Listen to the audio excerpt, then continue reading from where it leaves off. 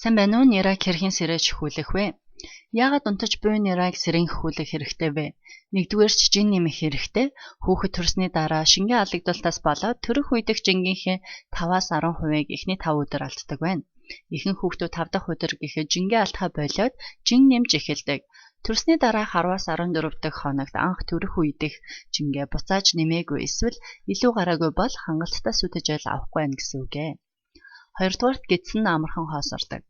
Няраа хүүхдийн гидсний багтаамж эхний хэдэн 7 хоног маш өчүүхэн жижиг байхаас гадна мөмө эзний дараа ердөө 90 минутын дотор эхийн сүв гидсэнд боловсрож гидсийг хоосолдог байна. Тиймээс эхний хэдэн 7 хоног 2-3 цаг болгонд хөхөө хөхүүлэх хэрэгтэй. Гуравдугаарт өлсөн хэдий ч сэрж чаддаггүй. Хүүхэд төрөхдөө сэргийг байж байгаад 1-24 цагийн дотор маш унтанхай нойрмог болж эхэлдэг. Тэгээд хэдий өлсөн ч гэсэн нойрондоо дийлэгдээд сэрж сураагүй байдаг. Ойролцоогоор 2-7 хоногийн дараанаас хүүхэд чинь өөрөө өлснөө мэдээд сэрж сурдаг болно. Тиймээс эхний 2-7 хоног өдөр 2 цаг болгонд шөнө 3-4 цаг болгонд нойрмог хүүхдээ сэрэж хөхүүлэх хэрэгтэй. Дөрөвдүгээрт ойрхон хөхүүлэх нь сүг хатаахгүй. Хүүхдээ ойрхон хөхүүлэх тусам сүний хэмжээ ихсэн. Хүүхэнд сүв орох нь худалдан авагч ба борлуулагчийн системтэй адилхан байдаг. Борлуулагч нь сүг авах гээд орж ирсэн захиалганд тааруулан сүг үйлдвэрлэнэ. Харин худалдан авагч байхгүй бол сүв үйлдвэрлэл зогсно. Тиймээс энэ системийг алдагдуулахгүй байх нь маш чухал юм аа. 5-дугаарт шөнийн цагаар пролактин гормон ихсдэг. Пролактин гормон байхгүй бол сүв байхгүй гэсэн үг. Шөнийн цагаар хүүхдээ хөхүүлэхгүй бол өдрийн цагт гарах сүний хэмжээ багасах талтай юм аа. Тиймээс нэрээ хүүхэд өөрөө сэрж сурдаг болтол нь эхний 2-7 хоног өдөр 2 цаг болгонд шөнө 3-4 цаг болгонд сэрэж хөхүүлэх хэрэгтэй. За одоо хүүхдээ яаж сэрэхээ үзүүлье. Зүүнний түрүүнд нэгдүгээрт гүн унтаж байгаа хүүхдийг сэрээхэд нэлээд хэцүү. Харин хөнгөн унтаж байхдаа гар хөлөг хөдөлгөх, нүдэн анивчих, нүрийн хувирлууд гаргах үеэр нь сэрээвэл танд амар ах болно. Мэдээж инхийг нь хүлээгээ 4 цаг сэрээхгүй, хөхүүлэхгүй байна гэж байхгүй. Гүн унтсан ч байсан гэсэн сэрээж баг ч гэсэн аль болох хөхүүлэхийг бодоорой. Хоёрдугаарт өрөөнийхөө гэрлийг бүдэг байлга. Нэрээ хүүхдийн нүд эмзэг байдаг болохоор өрөөний хурц тод гэрлэх дургүй байна. Тиймээс нүдээ уламж таасанж магад. 3-дугаарт үлгэцэн бол судлаж тайл. Энэ үеэр сэрж магадгүй.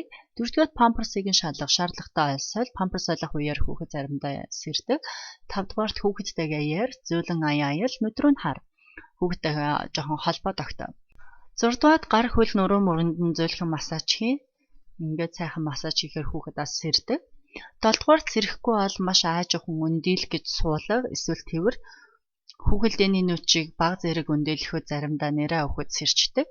За бүр сэрж болохгүй бол бүлэг хүдэн усанд дүүрч мушигсан зөөлөн алчуураар дуу хацрыг нь маш зөөлхөн арчаарай.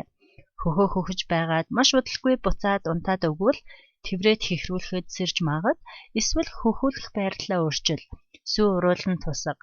Хөхөө уруулан хүрэхэд буцаад хөхөө өгч магадгүй.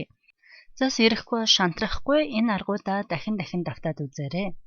За нэг анхаарах юм гэвэл хүүхдээ хүчтэй зөөлхөн ялгаа байхгүй, сэгсрэх, зохиох, алгадах, чимхэх, ширүүн харьцах, эсвэл хүүхэд рүүгээ хашгирах, загнах, айлгаж зочихгүй байх нь юунаас чухал. Хизээч ямар ч үед хүүхэддээ өвчин мэдрүүлж болохгүй, харин хайраар хүүхдээ сэрээгээрэй.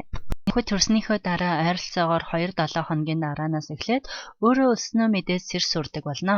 Хэдий эхний 2-7 хоног шөнө нойрмог хүүхдээ 3 цаг болгон сэрэж хөхүүлэх нь танд ядаргаатай боловч энэ 2-7 хоног таны хүүхдийн ирээдүйн эрүүл мэндийг шийдэх үе байж болзошгүй тул та аль болох хүүхдээ унтахад нь дагаж унтаад хоол сайн идээд өөрөө өөрийгөө бас тоордоорой. За дараагийн бичлэг хүртэл түр баяртай.